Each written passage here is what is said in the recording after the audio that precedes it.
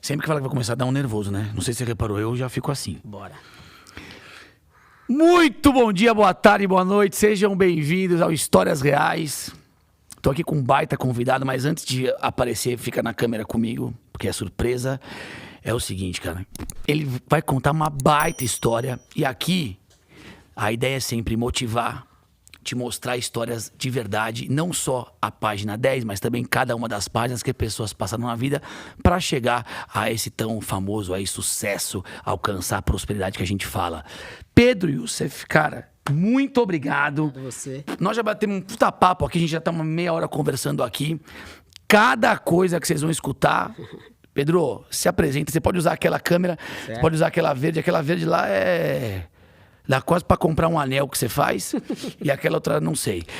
Se apresenta, seja muito bem-vindo ao Histórias Reais. Muito obrigado. E é o que eu te falei, aqui a gente fica livre, solto. É como se a gente estivesse ao vivo. E aqui o movimento é de contar um pouco como é que você empreendeu, como é que você formou o teu negócio, mas muito para inspirar. Eu brinco que falo assim, cara, o negócio aqui é a gente inspirar as pessoas e contar para elas. O meu objetivo aqui é pegar principalmente os passos mais difíceis, porque os fáceis é muito fácil de contar. E o negócio aqui, vamos contar as dificuldades que você passou. Porque daí aquele cara que tá lá, embora ele não seja um cara que faz o que você faz, você vai contar o que você faz, mas ele pode adequar pro dia a dia dele, pra vida dele, e de repente ele consegue sair uma pista que ele tá na cabeça e a gente consegue inspirar ele. Bem-vindo de novo. Conta aí o que você faz pra galera. Bom, meu nome é Pedro Youssef, eu sou joalheiro. Obrigado pelo convite. Vai ser um prazer dividir Bora. minha história com você. E, assim... Para eu começar, eu, desde criança, sempre gostei de trabalho manual. Eu sempre gostei de mexer com as mãos, de criar. Gostava de diferentes materiais e eu sempre fui muito apaixonado por ferramenta, né? Então, eu acho que eu até trouxe aqui para você. Olha aqui, só pra vocês entenderem, velho, que eu já achei do caralho que ele trouxe. Vamos mostrar. Mas o cara é o pai. Eu gosto de trazer artista. Eu vou te contar uma história da minha família, viu? Que eu não te contei, porque eu queria ver só. Queria que ele filmasse o seu rosto. Porque eu gosto de negócio de arte, gente. Vocês sabem como é que é. Você viu minhas máquinas de escrever quando você entrou? Sim, eu que fiz. É mesmo? Eu gosto eu sou metido artista também. porque o meu pai meu pai e minha mãe são artistas. O meu pai é falecido, mas o meu pai tem obra no Louvre, igual você. Que responsabilidade. Entendeu? Meu pai é um puta artista, então onde ele estiver, certamente, eu sempre falo dele aqui, porque eu tenho um pouco dessa veia. Eu acabei indo pra essa coisa de ser empresário, mas que eu brinco e falo, gente, eu não quis ser empresário, não. E daí a gente vai contar de um outro cara também que não queria ser empresário, mas foi. Então, eu tenho essa onda de artista, eu admiro demais. Eu sou fã de fotógrafo, sou fã de design, sou fã de escultor. E, cara, eu te acompanho no Instagram. Quem não acompanha, segue, vai estar aqui em algum lugar. Sim. O cara é um puta artista. E ele, só que é diferente do meu pai que mexia com barro, ele mexe com joia, né, gente? Negócio de diamante, de pedra preciosa, de prata, ouro, essa é a coisa mais maravilhosa do mundo. Mas ele, olha isso aqui. Ô, João, eu queria mostrar, como é que vai mostrar? Vamos mostrar na principal ou na dele? Ele mostra. Mostra lá na tua, nessa aqui, ó. Bom, essa aqui, deixa eu ver. Olha lá, mira lá, ó, pra você ficar vendo você, ó. Essa aqui é uma revista de 30 anos atrás.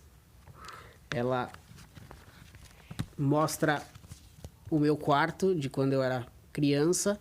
Aqui eu tinha uma oficina dentro do quarto onde eu fazia diversos trabalhos manuais, né? Então eu trouxe aqui para mostrar da onde vem a história e do que essa história está se tornando, né? Eu nunca pensei em trabalhar com joalheria. Eu sempre quis... Revista, pelo amor de Deus, vamos tomar cuidado. Eu sempre quis trabalhar com as mãos, eu sempre quis o trabalho manual.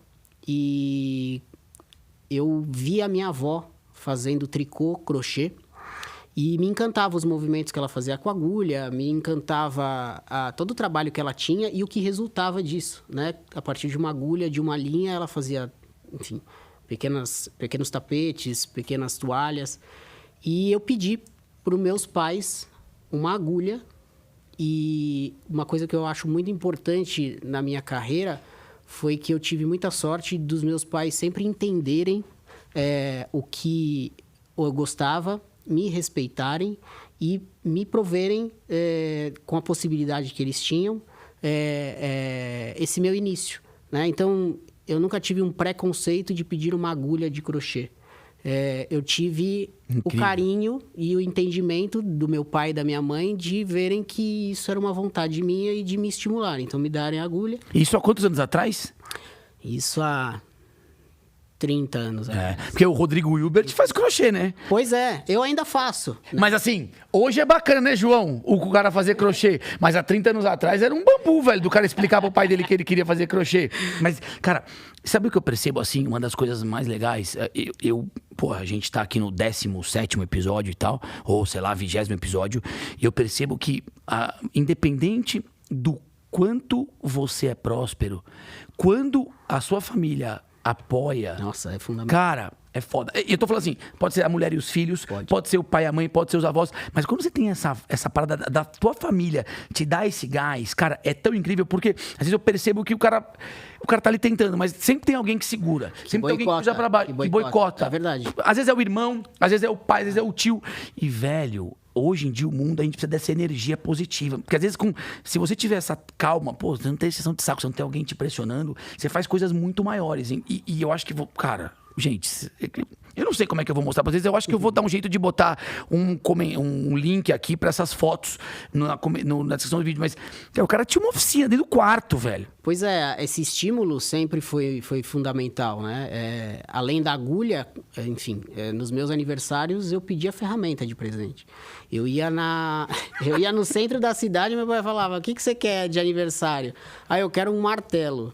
Eu quero uma chave de fenda. Muito bom. Ele ia... Eu lembro a Pega e Faça, nem existe mais, eu acho. Pega e Faça, aquela... Sim, eu lembro disso. A primeira loja, tipo Leroy Merlin, mais focada em madeira e ferramenta. Era a tua Disney, Disney. A minha Disney. Eu entrava nessa loja, Pega e Faça, hoje é seu aniversário, então vamos no Pega e Faça.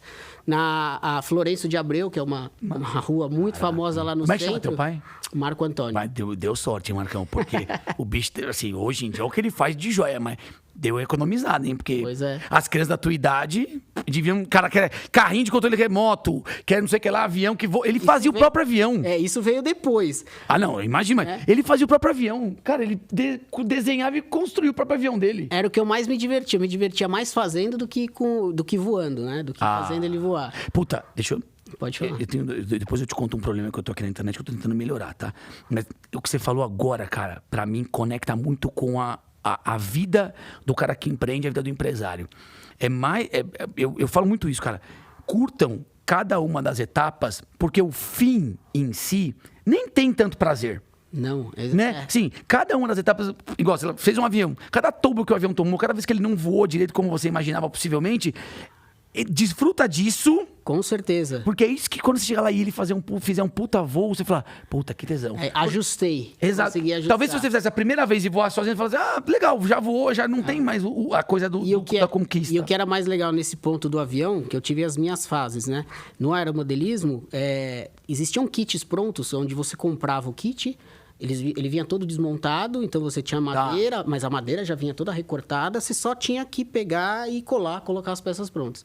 Eu não queria isso. Estava muito bom, foi fácil pra você. Não, eu queria a planta, eu pegava a planta e a partir da planta eu comprava as pranchas de madeira e eu cortava pecinha por pecinha pra fazer. Então demorava 3 vezes mais pra fazer o avião, mas eu fazia tudo, né? Mas você tinha serra ticutina, essas coisas? Não, sem eletrônicos ainda. Não, com 9 anos de idade, eu nunca vou me esquecer, meu pai me deu uma serra tico-tico elétrica e falou assim, cuidado que isso corta o dedo.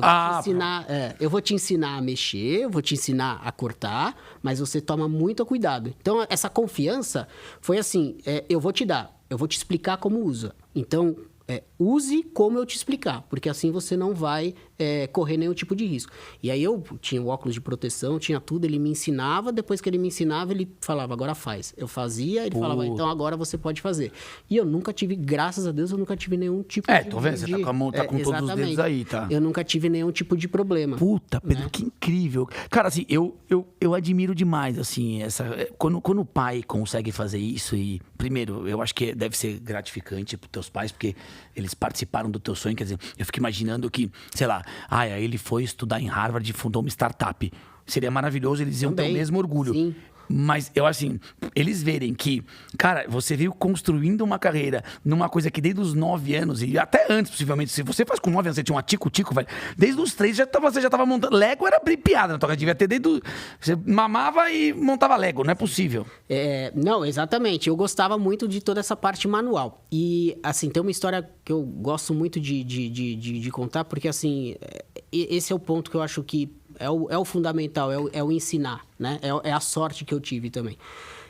O meu pai, meu pai foi dono de uma empresa de tecnologia. Então, ele tinha um escritório com funcionários. E quando eu era menor, eu cheguei para ele e falei, eu quero trabalhar com você. E aí ele me perguntou, tá bom, o que você quer fazer? E eu falei, eu quero engraxar sapato. E ele falou, tá bom. Eu falei, eu quero ser engraxate. Ele falou, tá bom. Ele me pegou num sábado de manhã, fomos no centro da cidade, numa loja onde vendia toda a graxa, toda a parte.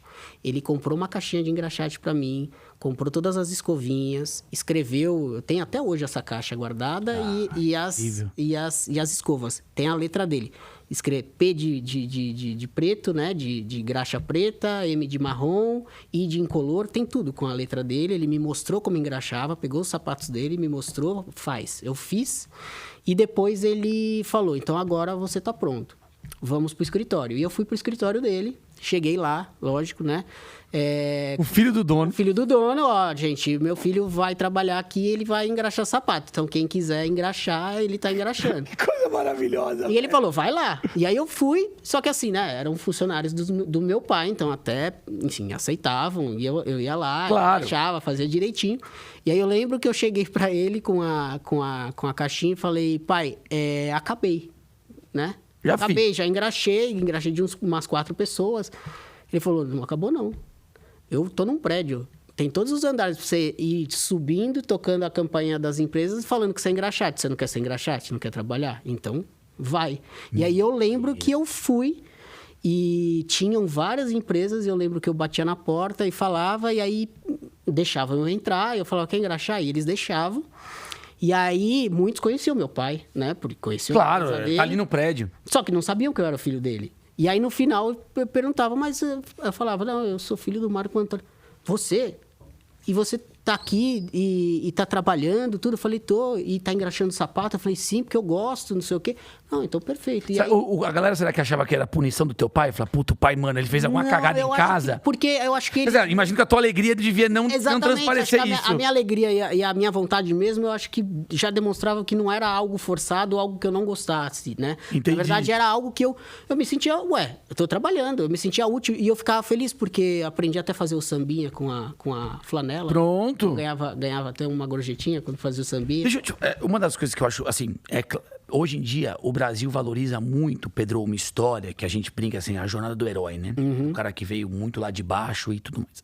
É claro que uma das coisas minhas é, primeiro, desmistificar isso. Porque não é só quem tem essa jornada do herói. Eu tô imaginando até você devia ter uma vida com algum conforto. Sim. Né? Sim. E aí, obviamente, por ter conforto, você deve ter tido condições de se aventurar em várias situações. E eu pensei assim, você sempre escolheu essa, que talvez nem era muito da arte. Hoje eu te encaro como um puta artista, mas aqui não eram profissões que são ligadas à arte, né? E aí, naquela época, menos ainda, porque hoje em dia o teu trabalho de joalheiro é visto como arte. Eu acho que há 30 anos atrás, não sei o quanto era. Por exemplo, a gente brincou aqui, a gente tem um amigo em comum, que é ninguém mais, ninguém menos que Vasconcelos. Vasco. Beijo, Vasco. O Vasco é uma estrela aqui do podcast, né, velho? É um cara que é citado, todo mundo fala dele, eu ando na rua e...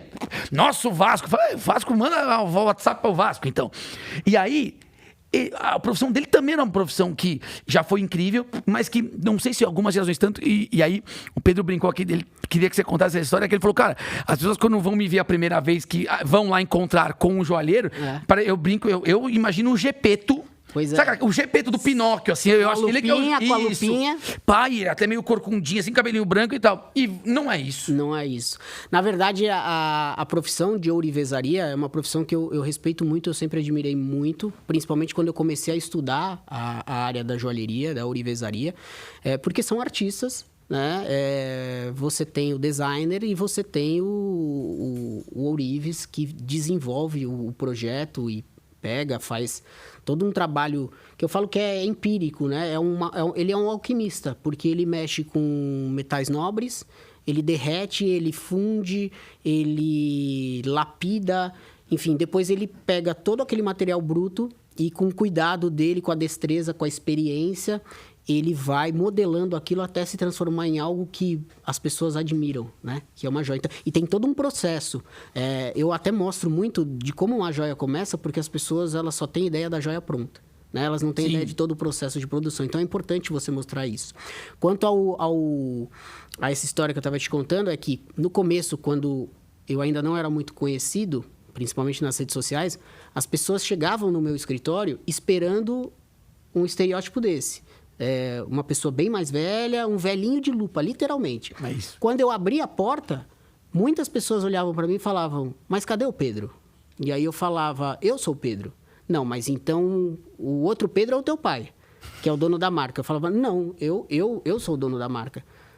Aí elas paravam e falavam, não, mas então não é você que faz as peças, você só desenha ou você só atende? Eu falei, não, sou eu que desenho. Você é tipo aquele cara rico que tá investindo. Exatamente. Eu falei, não, sou eu que desenho. Não, mas como? As pessoas não entendiam como elas não... Porque elas estavam esperando uma pessoa mais velha, de lupa, bem experiente, para resultar num trabalho que elas tinham gostado e que tinham ido atrás, né?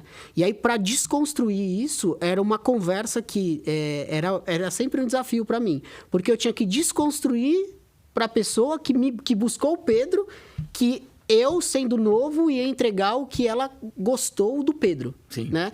E aí era divertido, porque eu encarava sempre como um desafio. Quando eu abria a porta, a pessoa me fazia essa pergunta, eu falava, esse atendimento vai ser bem desafiador. Porque tinham pessoas que aí me perguntavam, me tiravam, queriam tirar dúvida técnica de joia, do que elas tinham aprendido ou do que elas tinham ouvido, mais para me testar do que porque realmente elas queriam saber, né?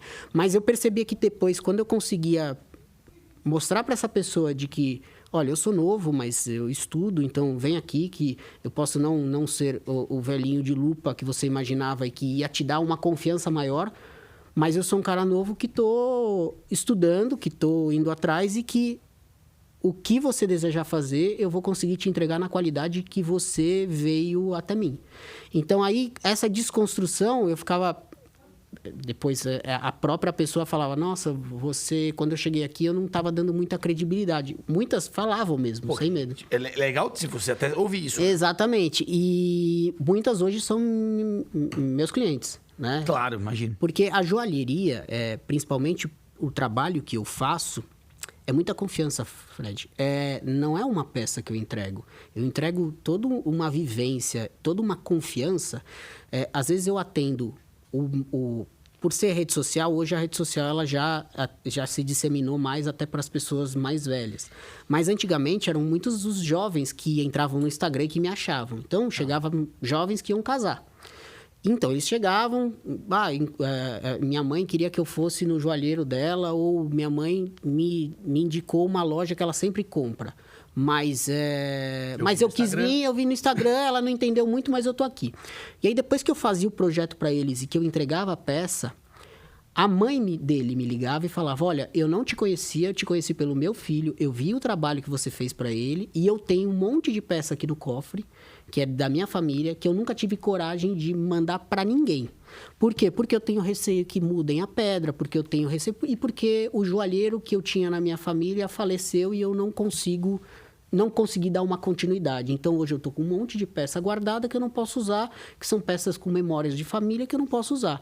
Mas porque tá sujo, tá... Porque o que acontece? A joia, ela precisa de uma manutenção. E outra, muitas joias elas são usadas como uma forma de lembrança, como uma forma de por exemplo, a avó deixar uma lembrança para a neta. Sim. Então, a avó, infelizmente, não está mais aqui de corpo presente, mas ela deixou um anel e deixou para a mãe dar para a filha. E aí chegou o momento da filha casar. E a filha gostaria de ter a avó, de alguma forma, presente nesse momento muito especial. Perfeito. O melhor jeito que eu falo para ter essa pessoa é se ela tem alguma peça que pertenceu a essa pessoa. Só que essa peça, geralmente, ela está desgastada, o banho se desgastou, de acordo com o uso, o dedo da avó tinha uma numeração e a neta tem uma outra numeração, pode ter caído um diamante, enfim. Tudo isso... Ah, entendi. Tá. Entendeu? Tem um desgaste de uso Tem um natural. desgaste de uso. Porque ela usou, bateu. Exatamente. Deixou, não vai deixar prontinha, né? Não, Tá não deixa. E com o tempo também, se a joia você não dá uma manutenção, ela tem uma deterioração... Deterioração. Ela fica Ela mais deteriora. avaliada, Desculpa, fica meio... ela deteriora. E aí o que acontece? Isso acaba ocasionando com que deixe a peça feia, mas não quer dizer que a joia estragou, que o diamante estragou, porque são peças para a vida. Tanto que eu recebo muitas peças que têm 70 anos de idade, onde a neta vai casar, e aí ela me traz uma peça que era da avó, que ela nunca usou, que a mãe presenteou ela há pouco tempo pelo casamento, mas que tá grande, tá faltando um diamante. E aí os diamantes antigamente eram lapidados de formatos diferentes ou até com facetas, né? Que são uma característica técnica do diamante. E aí você tem que mandar lapidar com essa mesma quantidade de facetas para não dar diferença do diamante que, por exemplo, você vai colocar hoje, porque tem a diferença da lapidação. Tem um lugar de encaixar também. E tem um lugar... Então, eu volto um pouco no processo dessas peças. É um processo de restauro e é uma responsabilidade, mas é muito gratificante, porque eu vou estudar um pouquinho da história dessa peça, eu vou ver algumas referências, enfim, das peças de antigamente, e aí eu faço todo um ajuste no dedo, restauro. Então, ela casa com a peça no dedo representando a avó. Sim, e ela passa a usar essa peça. E assim, a joia, ela tem essa parte emocional muito carregada, né? Porque a joia é um amuleto, né? A joia não é uma peça feita só de ouro com diamante. O valor dela tem esse valor monetário, sim, mas ela tem um valor emocional e até de conseguir trazer pessoas que não estão mais aqui de uma forma muito forte, como um amuleto mesmo, né? Show. Deixa eu... só pra gente fazer uma linha do tempo, assim, claro, sua, né? Quando que foi que você, primeiro, começou a trabalhar com joia? Onde que deu esse... Porque, de repente, você queria ser marceneiro, daí você queria ser alfaiate.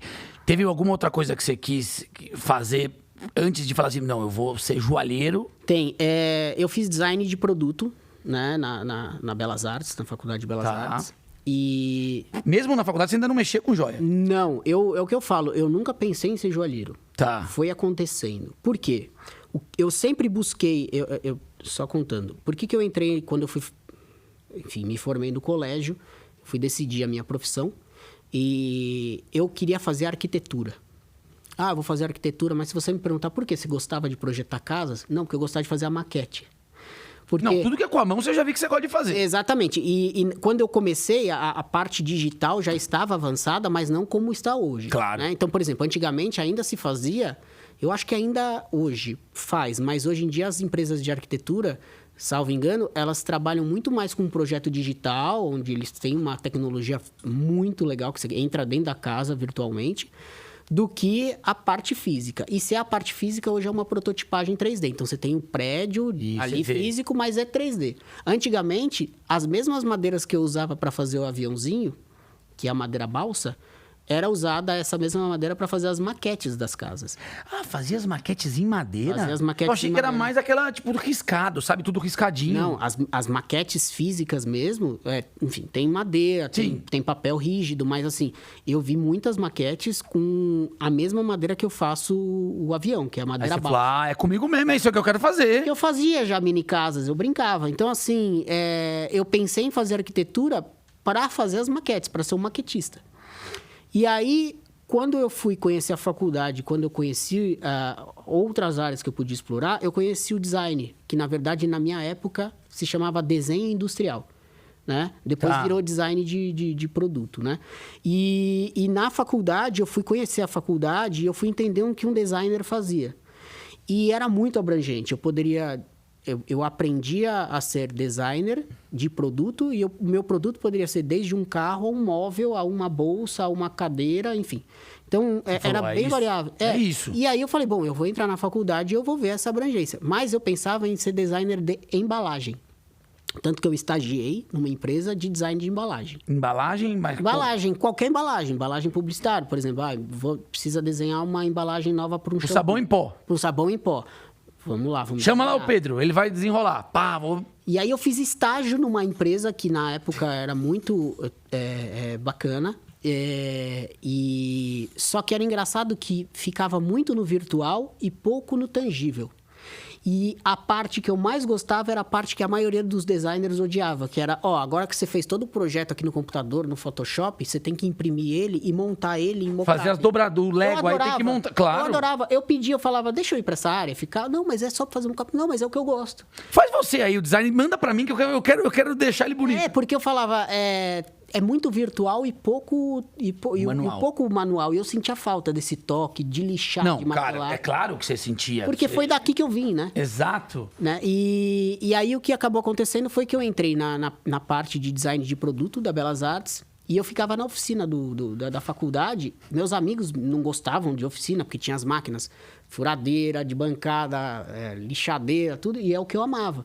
E eles me davam o trabalho deles, falavam, eu não tenho saco de fazer, não. Eu falava, eu faço, daqui. Daqui, pode dar. E aí eu fazia o trabalho de todo mundo. Assim, gostavam, fazia, depois mais pra frente comecei a cobrar, falei, bom, então não eu faço, mas tanto pra fazer. É claro. Enfim, mas graças a Deus todos passaram, né? Pronto, tudo certo. E, enfim, então aí eu fiz a faculdade, quando eu tava chegando no final da faculdade, eu fiz um trabalho de conclusão, onde eu tive que fazer um baú pra transportar pizza na moto. Era um baú que virava a moto pra um lado, a pizza virava pro outro, tipo um helicóptero, que tem aquela compensação para o queijo não escorregar para um lado. Foi o meu primeiro projeto, assim, mais audacioso, junto com mais 2 pessoas. E eu fiz o baú mesmo, real, tanto que eu levei a moto na faculdade. Bicho animado mesmo, eu vou ter a moto. Por que eu tô falando isso? Porque eu chegava toda vez, eu brincava com meu pai, eu falava, pai, um dia eu tô te vendo sair com essa pasta, que ele saía com a pasta antigamente, tinha aquelas pastas, né? Pasta de cor boa. Eu falava, pai, um dia eu vou sair com uma pasta dessa, mas a minha vai ter um monte de ferramentinha dentro. Eu falava para ele. E ele falava, tá bom. Então, o que acabou acontecendo? Eu ia para a faculdade com uma maletinha com as minhas ferramentas para fazer o projeto da faculdade. E eu tinha uma amiga que falava, cara, você leva jeito para joalheria. Você já foi ver? Eu faço um curso num ateliê que você pode entrar, você não precisa ser de nenhuma forma passar em nada, porque não é uma faculdade. Sim. Hoje já tem faculdade, mas na minha época não tinha. Tem faculdade de joalheria? Tem faculdade de joalheria. Hoje a FAAP, o Instituto Europeu de Design, tem bons cursos, né? Fora os outros ateliês, onde foi um ateliê que eu participei, que eu, enfim, falo que eu nasci ali fazendo a parte da joalheria, né? Que é um ateliê que atende um público mais que deseja evoluir e trabalhar na área, mas também desenvolve outros tipos de pessoas, né? Então, assim, isso fez com que eu, depois da faculdade, ela me falando isso, eu fosse atrás. Junto disso, eu assisti um vídeo do Antônio Bernardo, que ele recebia 2 jovens, um menino e uma menina, no ateliê dele, e eles faziam um par de aliança. E aí eu vi os processos, o fogo, o martelo, enfim, todos esses processos. E o que acabou acontecendo é que eu falei, eu acho que eu me daria bem nisso. Depois que eu acabei a faculdade, eu entrei como experiência, fui trabalhar com meu pai para entender o que ele fazia, mas falei, olha, eu vou trabalhar aqui, mas não é isso que eu quero fazer na minha vida. E ele falou, perfeitamente, você vai atrás do que você quer fazer, desde que você se dedique. E eu falei, perfeitamente. Então eu ficava trabalhando com ele, na parte da tarde eu encontrei esse curso que eu ia 2 vezes por semana, onde eu entrei a primeira vez numa escola chamada Califórnia 120, que eu entrei a primeira vez e respirei, comecei a respirar a joalheria. E aí o bicho te picou? Literalmente. Isso tinha quantos anos? Não, foi em 2007. Eu já tinha saído da faculdade. Tá. Né? Então eu já estava... 10, 15 anos isso. Mas quase 15 anos. 10, 15, isso, exatamente. Tá. Foi quando eu comecei a minha profissão na área de joalheria. Até então eu nunca tinha tido contato com nada que não fosse uma ferramenta. Porque também uma vez eu fui no centro comprar tampinha de relógio para fazer botão, que eu adorava jogar botão. futebol de botão. Meu pai me levou na Florencio de Abreu primeiro, e depois me levou na famosa Barão de Paranapiacaba. Paranapiacaba, maravilhosa. Tem todos os joalheiros, as lojas, e lá também tem lojas de ferramenta, que depois foram lojas que eu comprei todas as minhas ferramentas de joalheria. E uma loja eu passei e vi um arquinho de serra, e falei, eu quero um arco de serra desse. E meu pai falou, mas o que você vai fazer? Ah, não sei, eu gostei, é ferramenta. Ele falou, tá bom. Tinha o alemão e tinha o nacional. Um custava tanto, outro custava tanto. Aí eu falei, não, eu quero o alemão, porque ferramenta boa é alemã. Aí ele falou... Já tinha isso também? Já. Aí ele falou, mas você nem sabe para que você vai usar? Eu falei, não, eu quero o alemão.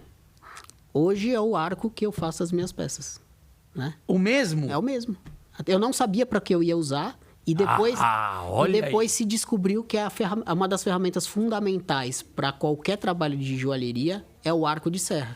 Foi esse arco que eu comprei, 10 anos atrás, eu sabia que eu ia trabalhar com joalheria, mais um presente dos meus pais, sem saber também, e hoje eu uso esse arco para fazer as minhas Pedro, peças. Eu acho assim, essa energia que eu acho que tua família te colocou, para mim... Foda, não tem nem o que falar. Mas tem uma parada assim, eu acho que legal. Aí você entra lá e tal, entendeu. Porque uma coisa é você fazer um curso. Eu não sei, obviamente, eu tô tentando entender um pouco da tua cabeça, né? Cara, eu gosto das coisas manuais, eu curto isso. Meu pai tem tecnologia. Pai, eu tô aqui, mas não tô, tá? Eu tô pensando em outra coisa. Porque eu acho que daí a você virar uma chave em que isso se torna tua profissão, teu ganha-pão, tua carreira. Existe ainda tem uma distância. Vai lá, fez um curso. Muito grande. Porque também, assim, eu imagino que, embora todas as famílias devam, e eu digo assim, incentivem seus filhos no que eles realmente têm talento. Seu filho gosta de jogar videogame, gente, hoje gamer é uma puta profissão. Seu filho é engraçado, vai pro YouTube, mas não é só isso. Eu acho que teu pai devia olhar e falar, cara, esse menino, como é que ele vai se manter? Sim, porque, sim. Né? E agora? De onde... Porque não adianta só ter a vontade e ter o talento, né? Essa epifania, né? Se dá para se dizer assim, foi muito... Eu adoro quando os caras falam essas palavras. Isso eleva o nível do podcast. Foi uma transição que, agora contando, parece fácil. Eu digo que eu fui privilegiado porque eu tive pais que me entenderam, tive uma condição favorável para eles poderem me dar uma base para eu poder entender o que eu queria fazer e poder me dedicar. Né? Você teve tempo, né? De pensar. Tipo, eu tive tempo. Mano, não tive que ganhar o pão do cada dia logo. Eu digo que eu fui privilegiado nesse lado, sim. Não tenho vergonha de falar. Vindo uma família, uma classe média. Meu pai se tornou empresário, como eu estava te falando, com 41 anos. Ele não era empresário antes. Sim. E ele não planejou ser empresário. A vida fez com que ele virasse, né? Então, assim, depois eu comecei a ter esse exemplo na minha casa, vendo o meu pai, porque na época que ele se tornou empresário, eu era criança, mas eu fui crescendo e já fui entendendo, né? A vida de um empresário. Sim. E aí, eu tinha exatamente isso que você está me perguntando, esse era o meu maior medo. Assim como eu falo que os meus pais me deram muito apoio, minha irmã também, quando eu comecei, eu tive uma base também emocional muito legal. Porque eu tinha medo de não dar certo. Porra, todo mundo tem, Fred. É claro, mas é óbvio. Você vê que é uma coisa, é um sonho. Por exemplo, se você perguntar, Pedro, qual era o seu sonho? Eu virava pro meu pai e falava, pai, eu não tenho medo de trabalhar, eu só quero dar certo. E não era orgulho que eu não queria trabalhar com ele. Porque eu poderia trabalhar com meu pai, ter um cargo na empresa dele e ficar na minha zona de conforto. Mas eu pensei, poxa, eu gosto tanto do que eu faço, eu tenho tanto apoio, que assim, eu sei que não vai ser fácil, mas eu quero tentar, porque eu acredito, né? E, ao mesmo tempo, eu fui entendendo, depois que eu fiz a faculdade de design de produto, eu me formei, depois eu fui, bom, então vamos entender como trabalhar, porque eu não fiz curso para ser empresário, eu não sabia como cobrar uma peça. Eu não sabia como conversar com o cliente. Quem me ensinou como atender um atendimento. A minha irmã, ela é de publicidade, então ela era da área de atendimento. Então, assim, eu tive as primeiras aulas de como atender um cliente, de como tratar um cliente, de quais são as necessidades que, às vezes, não são tangíveis para um cliente, com a minha irmã. E aí, depois eu fui me desenvolvendo. E aí eu fui fazer pós-graduação na SPM, Ciências do Consumo Aplicado, para entender o meu consumidor. E aí eu fui mais que na tentativa e erro. Cara, o que você me conta é que, assim, a minha relação com arte, eu enxergo arte de uma maneira diferente. Meio aquela coisa que, tive uma inspiração, vira arte. Você é um cara que, como também teve muita oportunidade no sentido de se informar e se letrar, digamos assim, teve um cara aqui, um beijo, André Magalhães, ele é só herdeiro do Magalhães Pinto, bisavô dele Magalhães Pinto, do fundo do Banco Nacional. E ele falou o que você falou. Ele falou assim, Fred, eu tive tudo. Então, assim, o pai dele, o vô dele, sei lá. Cara, os caras eram banqueiro, brother. O que é mais, né? Banqueiro. Sim, não precisa falar mais nada. Mas a minha responsabilidade sempre foi muito grande, porque meu pai falava assim, diferente de todos os outros, você teve acesso a muito mais que todos os outros. Então, assim, a sua responsabilidade, eu acho que o dele era mais agressivo que o teu, viu? Porque não, com toda certeza. De dar certo é muito grande. Porque cara, sem sacanagem, eu morava em Campo Limpo Paulista, num sítio. Assim, onde eu cheguei, pai, ninguém de lá chegou. Eu tô estourado, sabe assim? A expectativa não era alta, Exato. Né? O nível do sarrafo era outro. Porque, queira ou não, assim, velho, você, pelo que você me fala, você estudou melhores universidades, teve as oportunidades, viajou e tal. Quer dizer, você carrega contigo também uma resposta. Tudo bem, assim, eu imagino que, pela maneira que você tá me contando com a família, não deu, filha, vamos pra cima. Mas, tipo, você cria isso com você. Cara, eu tive tudo e eu tenho que fazer essa parada funcionar. Eu sempre me cobrei muito. Eu nunca tive essa pressão dentro de casa, assim, como você exemplificou agora. Mas é óbvio, eu sempre tive a minha vontade e eu via os meus pais vendo que, poxa, era o que eu desejava, então o que eles podiam, eles faziam. Exato. E fazem até hoje. Graças a Deus, há muito tempo eu já ando com as minhas próprias pernas. E aí, vamos lá. Pô, caiu a ficha Serei Joalheiro. E aí eu vejo assim, existe hoje... você foi pro lado da arte, do design específico, você já contou aqui as coisas, e aí você faz coisas super específicas, entendendo a cabeça das pessoas e tal. Mas existe um outro lado da joalheria que é vender... Sim. Vender peça. Sim. Você também tem as suas coleções, eu entrei no teu ateliê, quero comprar essa. Ou é 100% sob medida, é 100% bespoke, como é que é isso? Então, é 100% sob medida. E mais do que isso, é mais nichado. Porque o que acontece? Quando eu decidi que eu ia trabalhar com joalheria, primeiro tem toda uma passagem onde eu comecei a desenvolver semi-joias para marcas de roupa. Então, a dona da marca de roupa me chamava, falava, Pedro, a gente precisa desenvolver um bracelete, um anel e um colar para uma estampa, para combinar com essa estampa que eu estou lançando para primavera-verão. Então, eu entendia um pouco, aí ela me brifava um pouco, olha, porque eu me inspirei no desgaste, eu me inspirei no formato geométrico, então vai para casa e me traz uma coleção criada. Foi assim que eu comecei. E eu não comecei trabalhando com prata e ouro, eu comecei trabalhando com latão banhado, né? Então eu desenvolvia semi-joia. Semi-joia. Bijuteria. Bijuteria, semi-joia, Falar a verdade, tá vendo?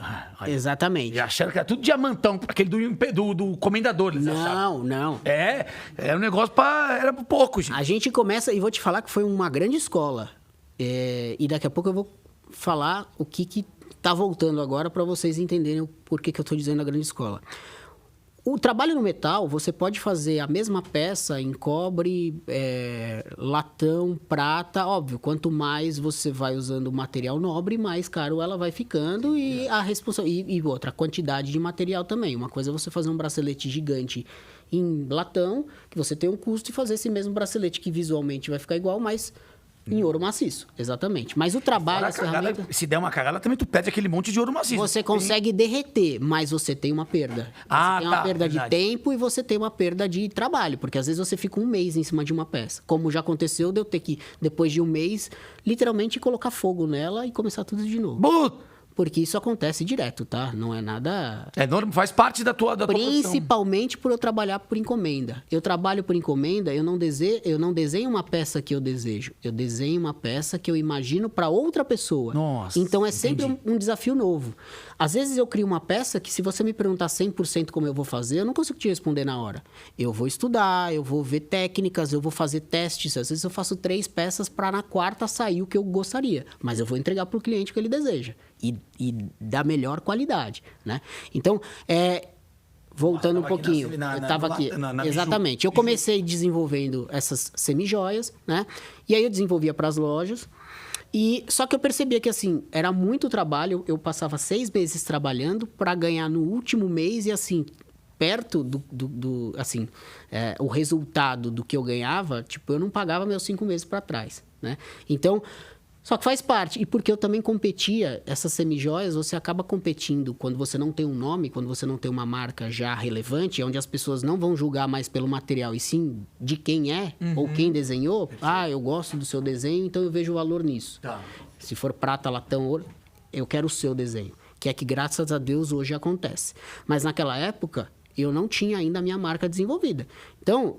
E ainda tinha uma loja por trás, que comprava de mim num preço para vender, lógico, normal, para vender por outro preço. Exatamente. E aí eu competia com China. Porque a China, ela pegava um desenho, fabricava em quantidade, você fecha um container, traz para o Brasil, e aqui você faz alguma coisinha e vende. Então, assim, o meu preço perto do que... Por exemplo, o que a China oferecia, não tinha nem comparação, não dava. Condições. E aí, o que acabou acontecendo foi que eu fui migrando e eu queria entender. Eu falava, tá, eu já encontrei o que eu quero fazer, eu já vi que eu me dou bem na criação, eu tô tendo bom feedback das pessoas que estão me encomendando, que por mais que acham um valor alto, gostam do meu trabalho porque acham diferente. Mas assim, eu preciso encontrar um nicho que me dê esse prazer de criar, mas que me dê esse sustento. Porque, Fred, ninguém vive de luz, né? Perfeito. Vamos ser bem sinceros. E assim, a ajuda que eu tinha era até a página 2, né? Depois, eu queria fazer o meu negócio, como você falou, viver disso. Então, para viver disso... Tirando a cabeça de artista, eu quero viver bem, eu quero conquistar as minhas coisas, eu quero conquistar as minhas coisas materiais. Então, para isso, é conta de matemática, né?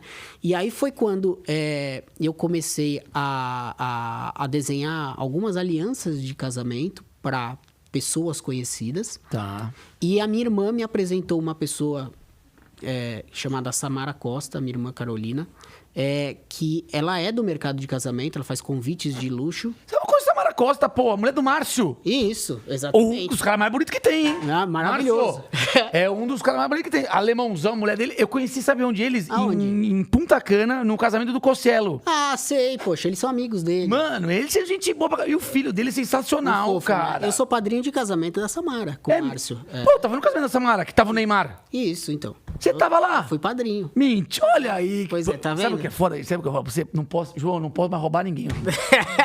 Te achei. Eu quero roubar um cara, o cara conhece. Você não pode... Gente, não pode mais roubar ninguém hoje em dia. Tá vendo? Eles são um casal incrível. Não, eles são maravilhosos. A Samara é uma... Ela você tem que trazer aqui, tá? Aí, ó, puta, e sabe que eu tô com uma super dificuldade aqui de trazer mulheres fortes, assim, empresárias. Olha, a Samara é uma... Ela tem uma história muito bonita, ela, a irmã, né? Ah, tem o negócio do pai dela lá. Tem. Fudido eu sei de toda essa história. Arrepia. Fudido. Arrepia. Mas Nem vou assim, contar. é uma pessoa muito legal. A Samara ela é uma pessoa que, além da minha irmã, eu considero ela como... E da minha família, é uma pessoa que me ajudou muito. Porque ela viu o meu trabalho e ela falou, cara, você tem talento. Você só precisa ter foco. Você só precisa entender aonde você quer. Né? E meu pai me falava isso. Ele falava, tá, você gosta de fazer tudo. Mas aonde que você te dá prazer e aonde que te dá recurso? Opa, que teu pai. Vamos lá. Não, vai ser um prazer. E aí, o que aconteceu?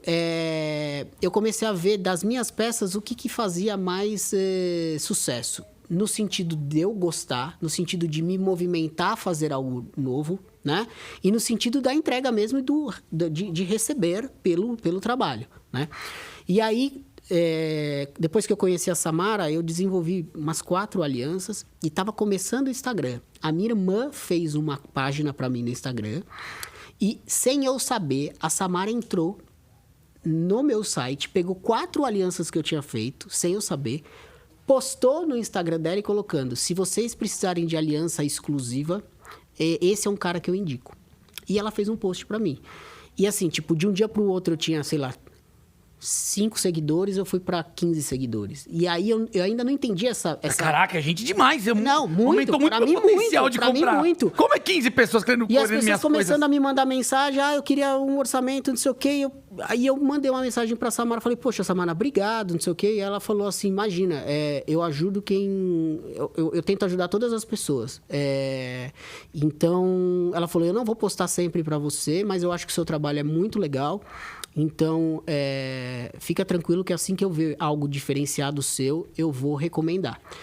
E aí, junto disso, eu já vinha tendo essa conversa com meu pai, tipo de... Pensa da sua cabeça o que da sua empresa te dá mais esse retorno. E a gente chegou em conclusão também das alianças. E eu comecei a pesquisar, mergulhei nesse mercado de alianças, e eu percebi que tinham muitas, mas não tinha nada tão exclusivo. Perfeito. Você ia numa loja, você tinha modelos maravilhosos. Existem marcas que eu respeito, que foram minhas referências, que ainda são, e que eu gosto muito. Mas eram as coleções. Se a pessoa chegasse e falasse: eu gostei dessa peça, mas eu queria o diamante um pouco para a direita, não dá. Não dá. Não dá.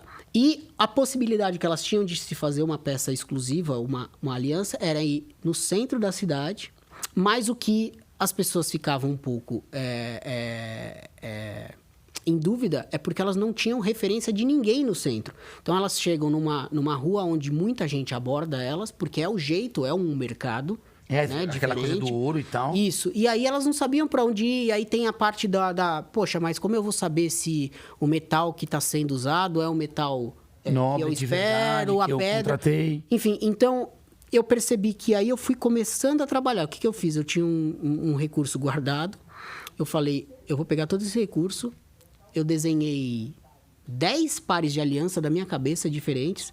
Peguei um fotógrafo que hoje é o Gustavo Pita, que faz todas as minhas fotos do Instagram, né? Você tem umas puta foto, hein, velho? O responsável é o Gustavo e o Paulo, que é meu designer, assim. Sensacional. O Gustavo começou também assim, tipo: que seu filho... Meu pai conversando com o pai dele. O que seu filho faz? Meu é fotógrafo. E o seu é joalheiro. O meu tá precisando de um fotógrafo. Fotografa a joia? Nunca fotografou. Mas vai fotografar, agora lembro vai. do Gustavo, eu sentado há 12 anos atrás, eu sentado no chão do escritório do Gustavo, a gente, tipo: como vai tirar foto de joia? Gustavo, não sei. E você? Vamos pegar as revistas aqui. Como é que a Tiffany fotografa? Não tem essa coisa, né? Como é que mas você queria um negócio mas diferente. a gente queria algo, por exemplo, não existia foto em fundo preto ainda. Ou se existia, era muito pouco. Existia um cara que se chama Almir Pastore, que é um cara que eu admiro muito, que inclusive o Gustavo, meu fotógrafo, admirava muito também. E que tirava umas fotos maravilhosas de joalheiros brasileiros e internacionais, e que assim, as fotos do cara eram fora de série. E aí a gente olhou e falou: pô, a gente queria chegar nesse nível, né? E aí a gente começou sentado no chão, colocando uma música, vai fazer... Aí eu empilhando as peças com ele: tira uma foto daqui, agora joga a luz aqui, né? E aí a gente foi desenvolvendo. Hoje, a marca registrada da minha marca, da Pedro Yosef, são as fotos no fundo preto, que destacam a peça. Então, assim... E o Gustavo tá comigo até hoje. E ele tira de outras também? Dessa forma, não, porque isso é uma assinatura minha e dele. Sua. Né? Mas tira de outras joalherias também. Ele é muito procurado também, até porque as pessoas buscam quem acaba se tornando referência. Claro. Mas é uma pessoa que, assim, virou meu irmão. E é o que eu falo na minha marca. As pessoas que começaram comigo, elas estão comigo até hoje. O Paulo estudou comigo na faculdade. Depois de 5 anos, a gente se reencontrou. A gente fazia trabalho junto e a gente falava: um dia a gente vai trabalhar junto. Paulo foi fazer a história dele, eu fiz a minha e depois a gente se encontrou. Minha irmã me ajudou muito no começo, depois ela foi trabalhar com outras coisas. Hoje ela presta consultoria para algumas coisas para mim também. O Paulo está comigo já direto, que é o meu designer, e ele também fotografa, então os dois se juntam, Paulo e Gustavo, e fazem aquele resultado de foto. E assim a marca vai se desenvolvendo e ganhando notoriedade. Cara, agora, deixa eu te fazer assim, até entrando um pouco nesse... A gente vive esse momento maluco de pandemia, então acho que a gente não pode fingir que nada tá acontecendo. Óbvio, a gente sabe que as aglomerações pararam, os casamentos diminuíram e muito. as pessoas pararam de se casar, pararam de contratar. Para você. E aí eu queria emenda assim, tipo, falando como um gestor de negócio, agora independente da arte, como é que você se viu assim nesse momento e aí você nesse movimento de construir? As pessoas só contam o lado bom, né? Eu te falei Mas que eu ia te perguntar o ruim, né? Não tem problema. Eu falo porque eu acho que esse lado ruim, o lado do medo, eu acho que é o mais importante porque independente do negócio, aqui eu tô falando de joalheria, você já teve vários outros empresários de diferentes áreas, mas o medo é incomum.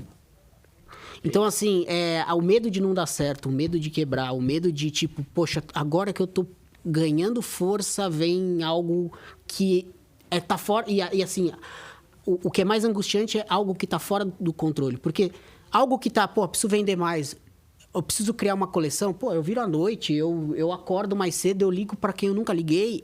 E eu vou dar um jeito. Agora, algo que sai do seu controle, que você não tem controle nenhum, é isso que te angustia. Porque você pode acordar cedo, você pode virar à noite, mas você não tem controle. Então, você não tem o que fazer. É isso. Então, assim, isso foi muito... como é que eu posso dizer? Essa parte de... Acabei me perdendo um pouco. Não. Me lembra, por favor. Como é que você construiu, assim, no momento da pandemia? Tá. Como é que você... A ideia é, cara, você se viu num... Eu imagino que você se viu num momento, foda. E é o que você falou, eu não tenho como controlar isso. Eu não posso fazer voltar os casamentos, sei lá o quê. Fred, eu vou te ser Como é bem que é sincero. isso? Quando veio a pandemia, os 3 primeiros meses, eu não faturei... Eu não tenho receio de falar. Eu faturei 0. Zero. Sim. Eu também. Todo mundo, porque era um momento onde... 7 meses, não zero. Exatamente, era um momento onde todo mundo estava assustado, ninguém sabia o que vinha, se ia durar 2 meses, se ia durar 1 ano, a gente já está no segundo, né? E aí todo mundo assusta, mesmo quem tem condição, o meu público é um público que tem uma condição, por mais que tenha mais dificuldade, mas eles têm uma condição privilegiada, assim, privilegiada, conquistada, né? Claro, não. Cara, não estamos nem discutindo. Sim. Você tem de uma classe A, B aí, exatamente. Importante, e então, tá tudo certo. Mas mesmo essas pessoas, por um cenário que a gente nunca tinha visto na vida, eles seguraram. Dá um passo, exato. Dá um passo para trás. Isso que eu queria chegar. Só que o que eu falo é que na parte de casamento, eu tenho muitos amigos da área de casamento, muitos cerimonialistas, pessoas que fazem festas fantásticas, que eu admiro muito. Eu sempre cruzo, porque nesse mercado de casamento de luxo, ele é muito nichado. E você conhece poucas e boas pessoas. Assim, eu tenho uma relação muito legal com o fornecedor de bebidas, com o que faz o drink, com o que faz o terno. Então, assim, é uma família mesmo. E eu percebi, conversando com alguns, o desespero e realmente, eles saíram de um faturamento fixo para 0. Né? E outra, não era só isso. Era remarcar festa, devolver o dinheiro, não devolver o dinheiro, as pessoas entenderem que, tipo, então vou remarcar, mas aí tem que remarcar de novo. Aí acumular data, enfim, todo esse...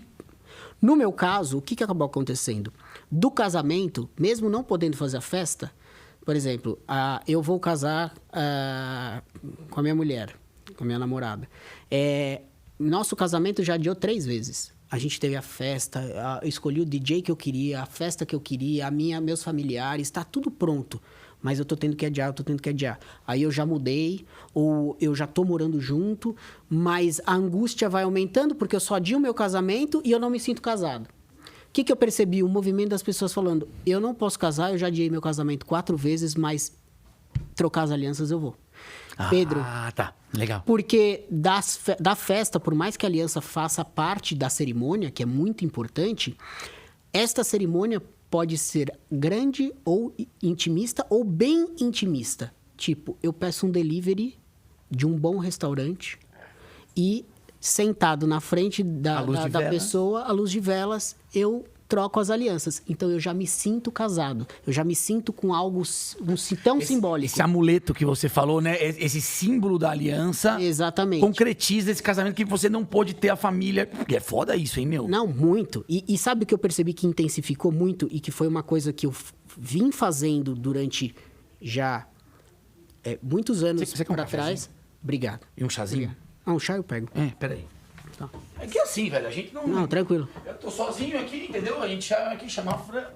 Ô, Fran, vê 2 chazinhos pra nós.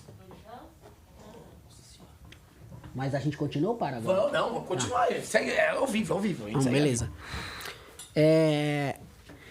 E aí o que acontece? Eu percebi que para as pessoas se sentirem casadas, elas tinham essa necessidade. E a aliança é algo tangível, onde ela acorda, ela sente no dedo. Então é louco isso, mas ela se sentia casada de alguma forma. Então eu tive, e o que eu estava falando do pedido é que assim, tudo parou, né? E então, por exemplo, eu não podia atender as pessoas presencialmente. Eu fiz todo um ateliê onde eu recebo, tem toda uma atmosfera igual aqui, onde a pessoa ela entra no mundo, ela entra no mundo Pedro Iosef. Fundamental. Até a xícara que eu sirvo café foi olhada porque a alça, se a pessoa enfiar o dedo na alça, parece que ela tá com uma aliança. Então, assim, Corta essas coisas, gente. É isso aí. Então, isso é fundamental. E aí, o que acabou acontecendo foi que, como eu não podia atender elas pessoalmente, eu atendo muita gente de fora do país e de fora de São Paulo. Então, o meu jeito de atendimento, depois que a pessoa vê uma peça minha no Instagram, ela me manda ou um direct ou ela me manda um WhatsApp. Embora as pessoas às vezes não acreditam, sou eu que atendo. Eu fico, às vezes, de 3 a 4 horas diárias eu respondendo as mensagens. Porque se a minha peça eu vou entregar algo exclusivo, o meu atendimento também tem que ser. Principalmente e independente se essa pessoa entrou em contato comigo, me pediu um orçamento e deseja fechar, ou se ela não deseja fechar. Ou se ela não deseja fechar porque o budget dela não estava condizente com o que ela desejava, e faz parte, mas o atendimento tem que ser o mesmo para essa pessoa. Então, quando eu atendo a pessoa e mando mensagem falando, oi, é o Pedro, muitas acham que é uma secretária minha, não, como o Pedro está falando comigo. Mas eu preciso entender o que essa pessoa quer e o que ela deseja para eu poder propor. Se eu colocar um robô respondendo, não adianta, é muito pessoal. Eu estou participando de um dos momentos mais importantes da vida dessa pessoa. Então, isso é fundamental. E como eu já vinha desenvolvendo essa forma de trabalhar à distância, de atender à distância, o desenho que eu mando, a forma que eu atendo, a formalização, eu tenho clientes de 4 anos que nunca me viram pessoalmente e já me encomendam peça todo mês. Tá. Pedro, desenvolve uma peça, eu queria mais ou menos assim. Eu faço, desenvolvo, desenho, mando, desenho 3D, e aí eu usei todas as possibilidades que eu podia de tecnologia linkado às minhas modelagens, faço eu o vídeo na bancada, com papel, mando papel para casa por correio, pro cliente. Faço, às vezes, o modelinho da aliança deles em papel, para eles colocarem no dedo. Então, caraca, Pedro, é um puta trabalho. É um puta trabalho. Mas eu tenho que dar essa segurança pro meu cliente. Porque quando a gente fala de arte, a arte tem uma coisa que eu acho assim... Eu acho que o que você faz é arte, mas é diferente. Porque assim, o artista, escultor, aquela escultura, ela é essencialmente o sentimento do momento e ele não faz pra ninguém. Porque a grande sacada do artista é não produzir pra ninguém. Eu produzo e foda-se. Se gostarem, gostaram. Se não gostarem, tudo bem. É isso. Eu acho que isso é o grande. A partir do momento que você... Eu tô pensando que você, pra pintura, você é aquele cara que vai desenhar o retrato da Carlota Joaquina. Isso. E ela vai aprovar e ver se tá bom ou não. Olhando assim, não, tem muito bigode. É. Porque isso eu te pergunto assim. Também tem, às vezes, você olha na cara do cara e fala, puta, ele não gostou.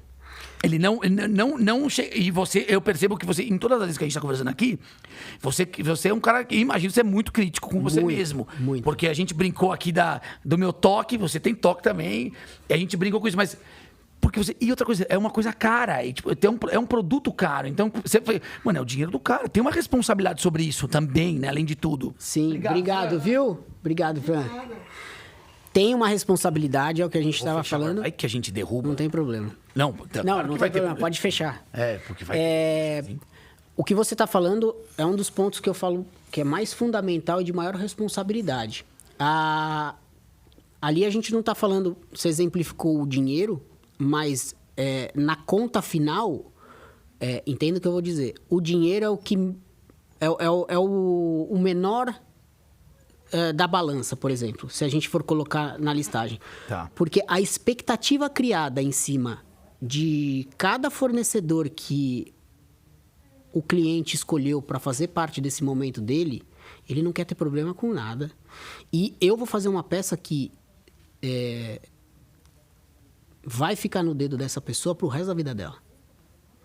e que vai simbolizar uma união com uma outra pessoa. Não, muito foda. Então, e ela tá me escolhendo para poder participar desse momento. Então, não é só assim, tipo, não gostei. Não, tudo bem, eu troco, eu faço outra. Não.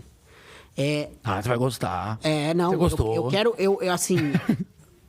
eu falo que isso não é demagogia. Eu fico nervoso. Cada entrega que eu faço, eu achava que isso ia passar. Mas não passa. Só piora. Só piora. Cada entrega que eu faço é uma expectativa e é um nervoso que eu sinto, uma ansiedade. Não vou te dizer que talvez cada um tenha, né? Mas que seja igual dos meus clientes. Mas é uma ansiedade muito grande.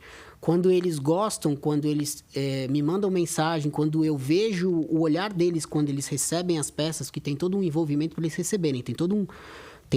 Assim como eu atendo eles no meu escritório, na hora da entrega, quando eles vão no meu escritório, tem todo um métier de entrega também. Porque é importante, é o fechamento de uma história ali, né? E aí, assim, eu fico muito ansioso para ter o feedback deles. E eu acho que eu me prendi muito, e tanto a esse receio deles não gostarem, que o que eu pude e o que eu posso fazer no desenvolvimento para mostrar tudo e mais um pouco, para eles realmente terem a certeza do que eles estão comprando, e aí vai pelo investimento que eles estão fazendo e pela história que eles estão participando, eu faço.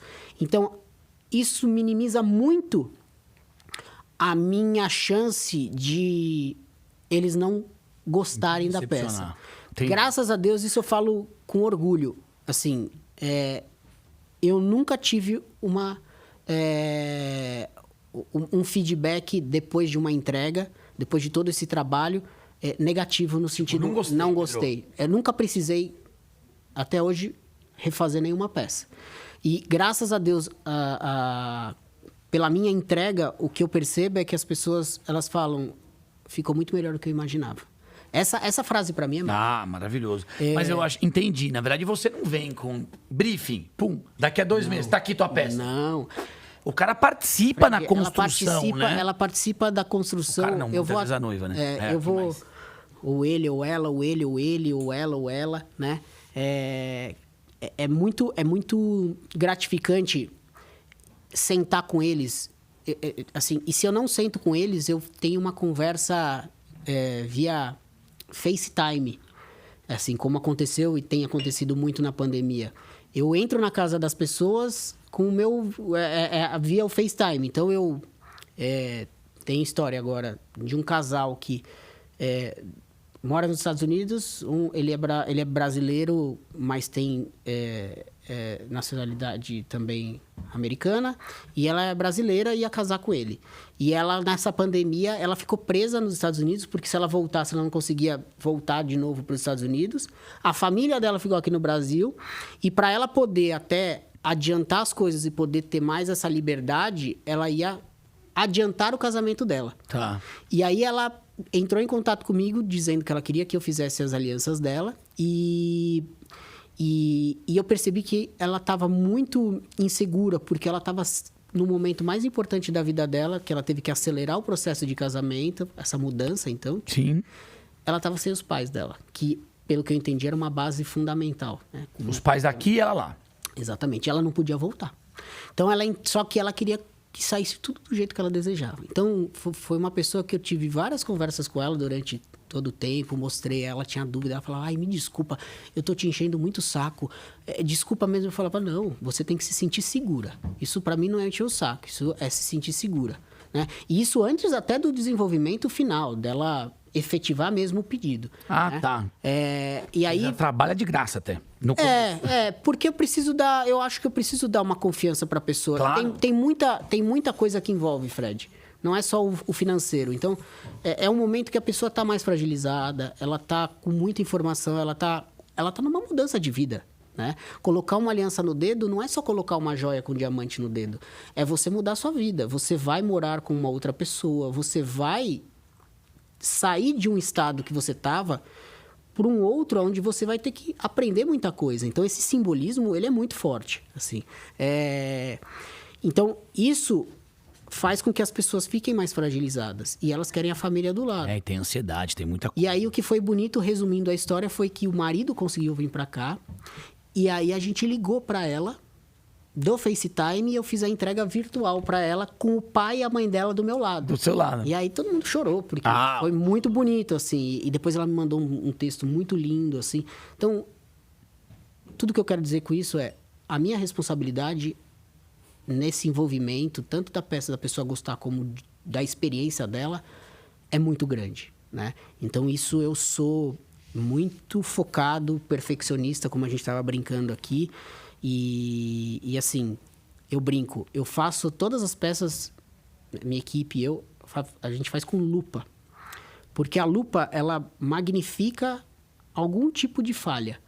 E aí eu brinco, eu falo que se na lupa estiver bom, a olho nu vai estar perfeito. Porque se ela magnifica um risco onde eu consigo tirar ele, mesmo olhando na lupa ele saiu, a olho nu, talvez esse risco a pessoa nem... E assim, a pessoa, é o que a gente estava falando aqui, a pessoa nem percebe às vezes, o que o Vasco... Poxa, mas Vasco, não vai perceber não, mas outra pessoa que olhar e conhecer vai perceber. Então, eu posso ver um risco que eu até sei que o cliente não vai perceber esse risco. Ele nem vai ver que aquilo pode ser um defeito, alguma coisa. Mas se eu vejo, eu faço de novo, mas eu entrego. Perfeito. Cara, deixa eu fazer uma pergunta que eu acho que é importante, sim. Você contou vários momentos muito legais. Do momento em que isso se tornou um negócio até agora, na pandemia, óbvio, que você falou, puta, fui a zero e tal. Tiveram momentos em que você falou, cara, vou fazer outra coisa. Isso aqui não vai dar certo. Ou você sempre teve uma jornada próspera, assim? Como é que é? Eu tenho... Mas assim, tô falando, desde que você já virou... Pedro Youssef, o cara já era o joalheiro. Sim, né? sim. Eu acho que eu tive muitos desses momentos antes de engrenar. Porque eu tive também algumas experiências que eu acho que todo empreendedor tem. E assim, uma vez eu até falei numa palestra, que a gente não tem... A gente estava falando de sabotar, né? Às vezes gente da nossa família faz isso. Às vezes nem porque quer deixar a gente mal, mas porque quer preservar, não quer que a gente sofra. Não, às vezes não é pra te fazer mal. Mas às vezes você encontra na sua história pessoas que falam porque não estão nem aí com você, né? E eu tive um caso desse. Eu não era o Pedro Youssef. Eu não tinha essa... É por isso que eu falei que era antes do Pedro Youssef. Reconhecimento. Mas isso me marcou muito. Porque era um conhecido do meu pai. Falou, olha, você precisa de uma pessoa aqui dentro para te dar mais estrutura, para te ensinar algumas coisas de empresa. Então, eu tenho um conhecido que a gente vai sentar, conversar, ele gostou do seu trabalho, e ele vai sentar e ficar algumas horas com você, depois vai te passar algumas coisas que seria interessante você adaptar na sua empresa. Meu pai falando isso. E eu, assim, inexperiente, falei, não, claro, vamos, pô, meu pai falando. E aí eu comecei a ter meio que uma consultoria com essa pessoa.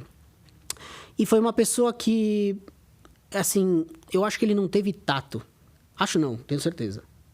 Porque ele não analisou todo um cenário, ele só analisou números. E se todo empresário for só analisar números, um monte de empresário não teria o sucesso que tem, porque muitos ficam no vermelho durante muito tempo até virar. Você sabe do que eu estou falando. E, resumindo, ele fez uma análise da minha empresa, eu ainda não tinha definido o que eu queria. Eu estava trabalhando, fazendo as peças para as lojas. As lojas, tá? Não tinha... Mas era um cara que eu tirei ele como uma referência naquele momento. Porque era uma pessoa mais velha, que já era experiente, que assim, poxa, foi indicada para uma pessoa que eu confio muito. Então, esse cara, ele vai vir me ajudar, né? Claro. E ele fez toda uma análise, só que eu acho que ele foi muito frio na análise dele e ele não levou em consideração muitos outros fatores que eu ainda não tinha respostas e que nem ele tinha respostas para me dizer se eu ia dar certo ou errado. E aí, resumindo, um dia eu ouvi dele que, assim, pelas contas que eu fiz aqui, pelo que você faz, você pode ser artista, você pode ser bom profissional, mas, assim, pelas contas que eu fiz aqui, você custa mais barato pro teu pai se você ficar na tua casa sem fazer nada. Eu ouvi isso desse cara.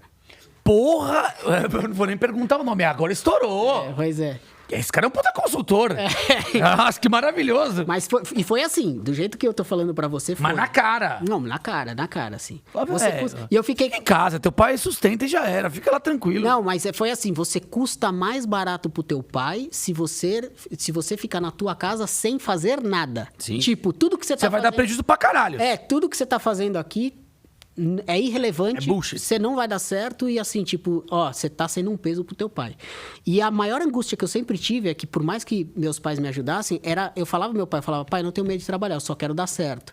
E assim, quando eu comecei a pagar 50% do meu aluguel, depois pagar 100% e comecei a chegar no break-even da empresa, cara, era uma felicidade. Claro. Mais do que às vezes é hoje em uma venda. Porque ali eu tava passando por uma transição que só eu sabia, né? E aí nesse dia que eu vi... Essa responsabilidade que cria-se quando você tem uma estrutura. Exatamente. Né? O cara que veio lá de baixo não tem que provar nada pra ninguém, velho. O que ele conseguia é lucro. Exatamente. Você tinha um volume que você tinha que chegar, porque senão não adianta. Ganhar, assim, no teu caso, Pedro... Fazer pouco não é o suficiente. Quando o cara sai do zero, aquela história. Você desce. A gente tem uma frase que. Não sei nem quem foi, mas um cara muito sábio fala que chega no fundo do poço, você só pode ir pra cima. Sim. Então você empurra, você bate o pé lá embaixo. Cava, você sobe. exatamente, não dá pra cavar. Né? Você não vai mais pra baixo que isso.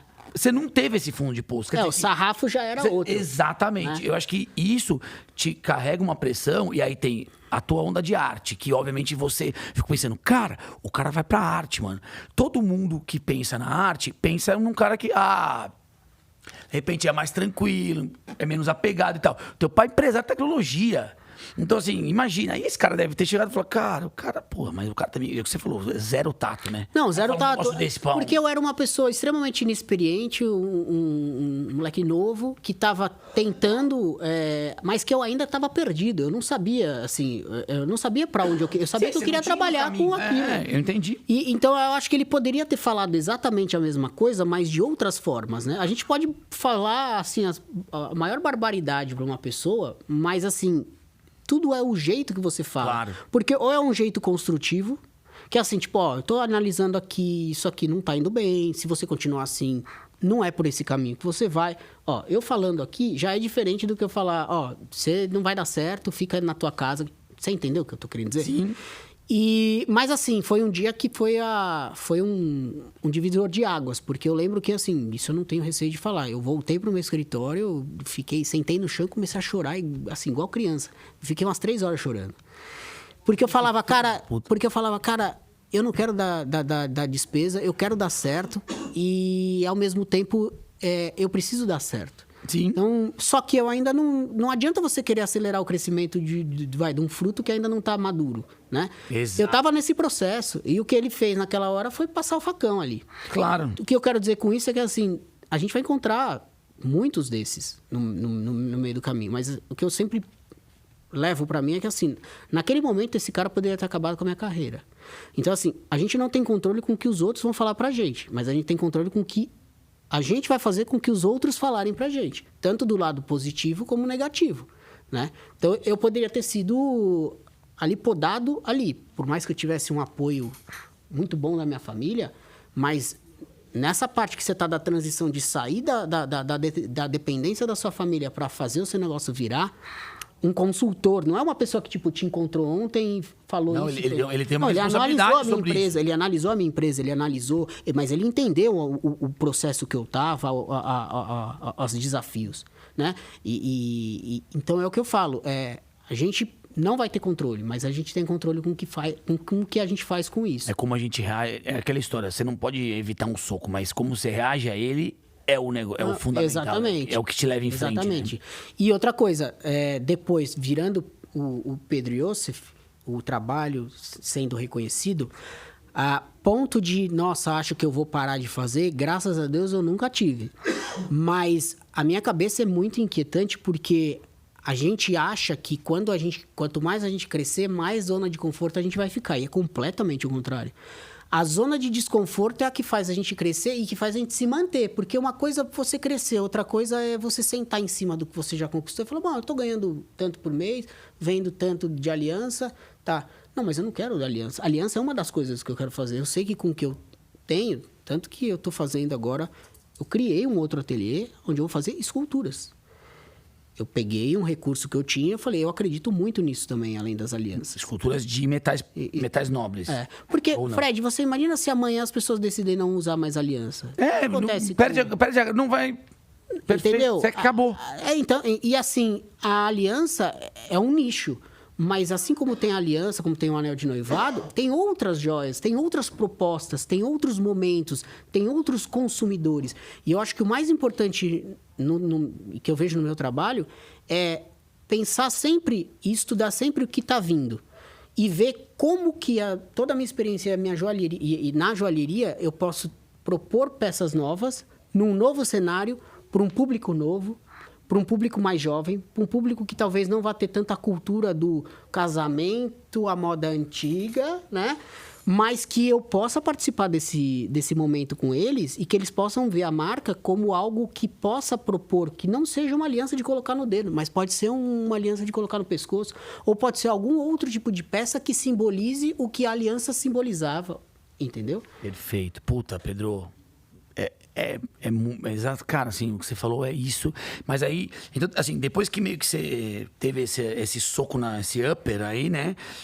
Esse cruzado, você, tipo, em teoria, você veio numa jornada, encontrou um caminho, encontrou um nicho importante. Foi uma jornada crescente. Óbvio, assim, dores de barriga, temos... Todo dia. Sabe que eu tenho uma frase minha que tá bombada na internet, aí num podcast que eu falo assim, de 365 dias do ano, 300 eu ou durmo ou acordo com dor de barriga. Porque por mais prosperidade que eu tenha alcançado, por mais tranquilidade, cara, eu juro por Deus, sempre tem algo que você tá ansioso. Sim. Eu sou muito ansioso, tá? Somos dois. Puta, eu sou muito ansioso, cara. Tenho tique nervoso, fico assim, fico louco, de tarde, acordo cedo e tal. Sou muito ansioso mesmo. Até tomo uns remédios, às vezes eu tomo uns remedinhos pra dar uma relaxada, porque senão eu fico louco. O meu remédio por enquanto ainda é esporte. Eu sou ruim de esporte, brother. Eu sou meio viciado. Fui ginasta. Também. Você fez tudo, João. O que é isso, gente? Mas, cara, então, eu tenho essa parada. Mas, assim, eu sou super... E eu fico nervoso. Então, puta...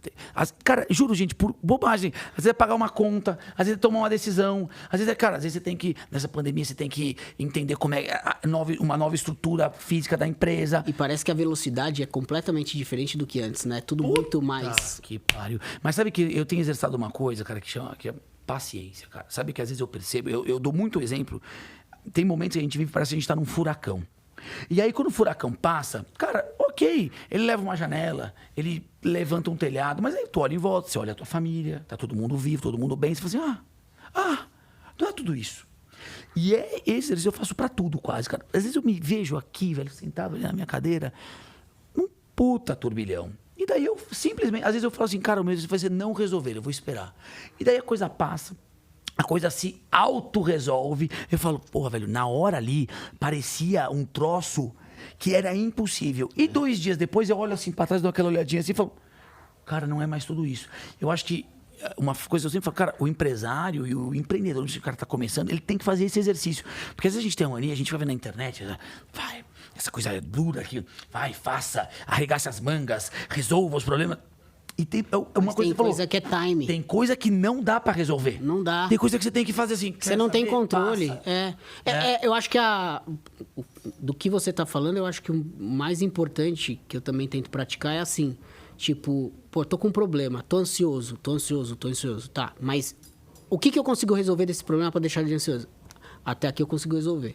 E aqui? Puta, aqui já não tá no meu controle. Isso. Então eu não tenho como ficar ansioso por uma coisa que não tá no meu controle. Mesmo tem assim, coisas... né? Não, lógico que fica. É óbvio que é muito mais fácil... Já vou. É óbvio que é muito mais fácil na teoria do que na prática. A gente falando aqui. Mas é algo que é um controle emocional que a gente tem que adquirir diariamente. É um exercício, é você treinar. E assim, não adianta achar que a resolução da ansiedade é você não ter ansiedade. A gente sempre vai ter ansiedade. Exato. Eu acho que o ponto é saber controlar a ansiedade. Porque deixar de ter ansiedade, eu acho que até o ponto mais fundamental... Se você souber controlar a ansiedade, ela faz bem em alguns pontos. Ela te motiva, ela te move. Você acorda com a faca no dente. Exato. A ansiedade, eu acho assim, a ansiedade está para o empresário, assim como o medo está para o atleta, o piloto de Fórmula 1. Mas O cara não pode não ter medo, ele se mata. Não, lógico que o medo é importante na hora da condução. Eu uso uma frase que eu gosto muito, que é assim, zona de conforto não evolui ninguém. Se você tá na zona de conforto, alguma coisa tá errada. Se tá tudo bem com você, se tá tudo 100% na tua empresa, pode prestar atenção que alguma coisa tá errada. Procura que tu vai achar. Procura que você vai achar. Porque aí você fala, mas isso é uma visão muito pessimista. Não, é pessimista desde que você não se movimente para isso mudar. Agora, ao passo da sua análise, sempre olhar para trás, ver o que você evoluiu, ver essa consistência, mas não sentar em cima do que você já conquistou. Quando eu digo sentar em cima, é assim, pronto, agora não preciso fazer mais nada. Principalmente na velocidade que as coisas estão. E, no meu caso, nos desafios novos que eu tenho de clientes que, pelo nome crescendo, me procuram, e que se eles me procuram, eles querem a minha marca, eles querem a minha assinatura, eles querem a minha peça, eu tenho que sempre superar a expectativa do sarrafo deles, que já é um sarrafo muito alto. Por quê? Porque eles já estão acostumados a consumir marcas centenárias, estou falando da joalheria, que dão para ele todo o glamour, toda a segurança e toda a realização do desejo de compra que eles querem. Então, se eles estão vindo, eles estão me dando uma chance de me igualar a essas marcas. Então, isso para mim é uma responsabilidade e cria, sim, uma ansiedade. Né? Sem dúvida. E isso eu acho que o maior desafio é você conseguir temperar isso para que isso não fique tão salgado, mas também não fique tão doce. Porque se ficar muito doce, também não é legal. Cara, muito bom. Puta, velho, é isso aí. Agora eu já tô aqui pensando o que eu vou te perguntar. A gente já tá indo pra 1h20. Caramba, passa rápido. Tá vendo? Acho que eu tô falando muito, né, Fred? Também você não toma um café, você nem toma água, não toma chá, não toma nada. E deixa eu te falar, uma coisa, a gente indo pros finalmente aqui, desse papo, deixa eu te contar, eu tenho um parceiro comercial, um amigo, e nós estamos falando de arte. Você tem um fotógrafo, seu parceiro, eu tenho um que chama Emerson Lima, ele faz um monte de foto legal, ele é um cara que ele é um puta retratista, mas ele tem uma série de quadros, esse quadro aqui é dele, e a gente tá procurando um amante de Paris. Esse quadro não é meu, então eu quero substituir esse quadro, eu quero colocar um de Nova York aqui. Certo. Mas você aí tem que colocar isso na sua parede, para sair da minha parede e ir pra sua parede. O Emerson é um puta artista, ele tem uma série de Paris e uma série de Nova York, e quero deixar sempre um abraço pra ele, que é um baita brother. É a Maison de la Radio, não? Não sei, eu acho que é a Ponte Henrique III. Pode ser? Ele tirou de cima do segundo andar do bar. Ele tem uma história muito boa aí. Se você quiser, você vai lá e conversa com ele. Eu amo essa cidade. Né? Eu acho que pra quem gosta de arte... Pra mim, emendando nisso, eu assistia... Existe uma joalheria que eu sou muito fã que se chama Van Cleef & Arpels. É uma joalheria centenária de dois empresários muito antigos que se juntaram e criaram. E hoje as peças são verdadeiras obras de arte. São peças por encomenda. E eu sempre estudei muito pelo YouTube. Porque o YouTube te dá a possibilidade de eu conhecer uma técnica de uma pessoa bem mais experiente, bem mais velha, que de repente está deixando de fazer a profissão, mas que gravou um vídeo no YouTube com uma técnica que eu talvez com certeza nunca teria possibilidade de acessar. Incrível. E no YouTube também existiam vários vídeos dessa joalheria. E eu sempre assistia a esses vídeos e falava, um dia eu vou fazer curso nessa joalheria, um dia eu vou fazer. E quando eu fui chamado para fazer a exposição no Carrossel do Louvre, em Paris, com outros designers brasileiros, eu consegui fazer e passar um dia inteiro dentro dessa joalheria e na Place Vendôme. Então, Paris, para mim, tem um significado, assim, muito legal. Olha aí. E, quando a gente vai encerrando, a gente tem um final aqui que é super importante, porque diante dessa coisa de motivar e de mostrar, eu achei legal aqui, eu tentei extrair de você esses momentos mais difíceis, porque, de novo, para mim é muito importante que as pessoas vejam que não é fácil e que é uma batalha por dia, uma luta por dia, todo dia é uma trolha pra gente resolver. Sim. E não importa o quanto você tenha, é muito do que você falou, tipo, quanto maior, velho, mais a trolha, mais problema, mais coisa. E daí eu encerro com uma coisa que a gente fala um pouco hoje, essa palavra sucesso, a palavra tá muito em alta no Instagram, tá muito em voga, e daí eu queria que você falasse o que é sucesso, pra você, né? O que é essa palavra aí, sucesso? Como é que você busca? E aí você pode dar uma pirada, porque a gente já vai meio que indo para os finalmente, que eu também não quero... Senão a gente fica com 2 horas aqui, e aí é muita conversa. A gente faz a versão 2, o reencontro. Poxa, sucesso pra mim, eu acho que ele tem vários significados, assim. Muita gente liga o sucesso só ao financeiro, né? Eu só vou ter sucesso na minha carreira quando eu tiver tanto, ou quando eu conseguir, enfim, ter tanto no banco. Eu acho que é muito mais do que isso. Eu acho que o sucesso, você vem conquistando o sucesso. Que susto. Atrapalhou aqui, cuidado. Você não chega no sucesso, pronto, agora eu fiz sucesso. É uma construção. E cada conquista sua é um pouquinho de sucesso.